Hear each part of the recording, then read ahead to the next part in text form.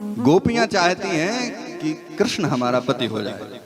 उसके लिए गोपियों ने क्या किया, बोले कार्तिक स्नान करने के लिए सुबह प्रातः काल कार्तिक स्नान करती हैं।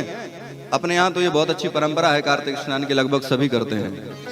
वहां उसका कुमारी कन्याओं का एक मानना होता है कि माँ हमें हमारे समकक्षी हमसे बहुत अच्छा वर देना। वो मांगती क्या है, कात्यायनी महामाये महायोगिन्यधीश्वरी नंद गोप सुतम देवी पतिम में गुरुदे नमः। ये बहुत सिद्ध मंत्र है महाराज। जिस कन्या का विवाह विलंब से हो रहा हो, वो कन्या या तो खुद जाप कर ले या ब्राह्मणों से इसका अनुष्ठान करा ले, निश्चित रूप से बहुत ही सुंदर पति प्राप्त होता है। हाँ। अच्छा, जिनके बालकों में जिनका नहीं हुआ है वो उदास ना हो, उनके लिए भी मंत्र है। कहो कि महाराज पक्षपात कर रहे हैं, इनका बता दिया, हम ऐसे डोल रहे हैं। ऐसा नहीं, आपके लिए भी मंत्र है। कौन सा है, बोले पत्नी मनोरमाम देहि मनोवृत्तानुसारणीम तारिणी दुर्ग संसार सागरस्य कुलोद्भवान। ये बालकों के लिए है, जिनका विवाह ना हो रहा हो, ये मंत्र का खुद जाप करें। अन्यथा उस जाप करने के योग्य आप नहीं हैं, पात्रता आपकी नहीं है, तो ब्राह्मणों से अनुष्ठान करा लें, निश्चित रूप से विवाह होगा। क्योंकि भले करवा दिए आप, भले वो कहते हैं महाराज तुम हमें फंसवा दिए। अब महाराज क्या करें, खुद ही फंसे हैं। सबकी यही स्थिति है। बोल सच्चिदानंद भगवान की। नहाती तो हैं, लेकिन उनकी नहाने की जो परंपरा है वो गलत है। निर्वस्त्र होकर के स्नान करती हैं, इसलिए एक दिन भगवान ने लीला की और उनके वस्त्रों को हरण कर लिया। देखो, भगवान ने वस्त्रों को हरण इसलिए किया कि निर्वस्त्र स्नान करने से वरुण देवता का अपमान होता है। और निर्वस्त्र तो स्नान महाराज अपनी बाथरूम में भी नहीं करना चाहिए।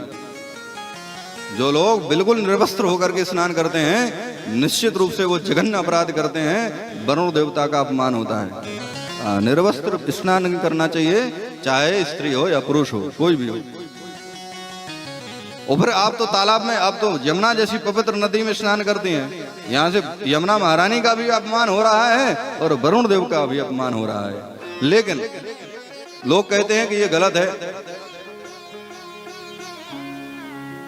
भगवान ने गलत किया है, नहीं उठाना चाहिए था।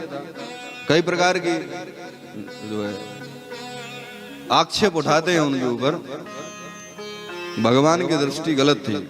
अच्छा, भगवान पर उंगली वो उठाते हैं जिन पे खुद का सूटकेस नहीं उठता है। भगवान पे उंगली कौन उठाता है, बोले जिससे खुद का सूटकेस नहीं उठता है, जिस पे खुद का शरीर नहीं उठता है। अपना शरीर उठाने के लिए दो लोगों को बुलाता है, बेटा उठाओ, वो कहता है भगवान ने ऐसा किया।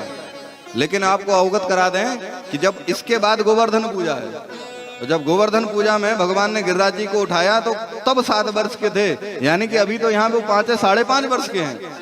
तो क्या 5 वर्ष के बालक में किसी प्रकार का कोई काम भाव होता है क्या? अरे 5 वर्ष का बालक तो ये भी नहीं जानता है कि हम पुरुष हैं कि स्त्री हैं। तो जब जिसको लिंग भेद का ज्ञान नहीं है, वो दूषित भावना से वस्त्र कैसे उठा लेगा? इसलिए कोई भी बात कहने के पहले उसका समुचित ज्ञान होना आवश्यक है। और आप परमात्मा पर उंगली उठा रहे हो। अच्छा, केवल वस्त्र उठाने के लिए अगर आप उंगली उठाते हैं तो इसके पहले तो भगवान ने दावानल अग्नि का पान किया है। अगर आपकी सामर्थ्य है भगवान पर उंगली उठाने की तो 2-4 कंडे जलाकर खा के देखो, मजा आ जाएगा। यहाँ तो वो पूरी दावानल अग्नि ही पान कर गए। 2-4 अंगारे खाकर देखो, समझ में आ जाएगा। भगवान की बराबरी करना है तो केवल महिलाओं के वस्त्र उठाने के लिए ही तुम्हें बराबरी करनी है। केवल भगवान ने गोपियों के साथ में रास किया है तो तुम्हें भी 4-5 स्त्रियों के साथ में रास करने की, इसके लिए बराबरी करनी है तुम्हें भगवान की। और भगवान ने तो 7 दिन पर्यंत गोवर्धन को धारण किया। तो 1-2 कुंटल का ही हाथ पे धर के देख लो। जहां तुम्हारी बन रही है वहां भगवान ने भी तो ऐसा किया है, और जहां तुम्हारा नहीं बन रहा है वहां हम क्या कर सकते हैं? इतने पढ़े लिखे थोड़ी हैं, उतने ही पढ़े हो जितना तुम्हें जरूरत है बस। महाराज ऐसे लोगों को नरक में भी बेटिंग में रहते हैं, वो भी कीले पड़ते हैं, प्लास्टिक के गलते भी नहीं।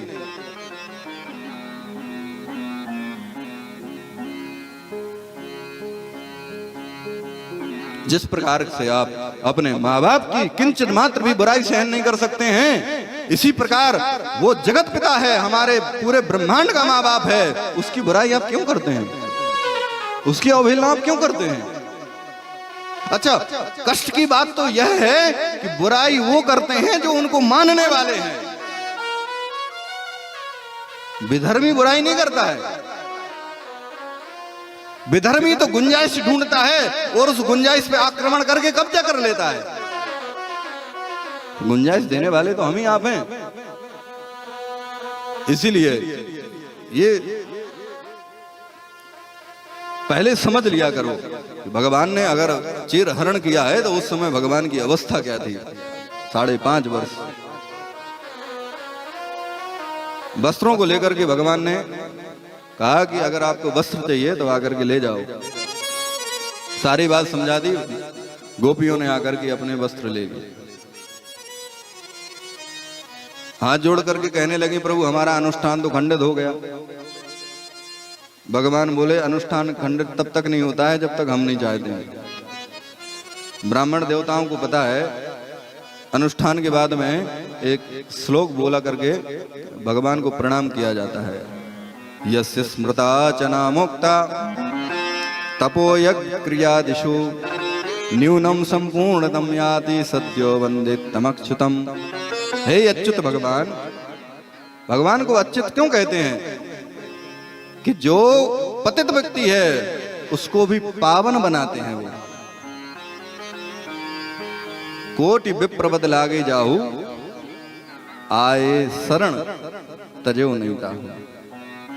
भगवान को अच्युत इसलिए कह सके हैं, जो च्युत व्यक्ति है, जो पतित व्यक्ति है, वो भी शरण में पहुंच जाता है तो भगवान उसे भी पावन कर देते हैं। इसीलिए तो पतित पावन कहा जाता है भगवान को।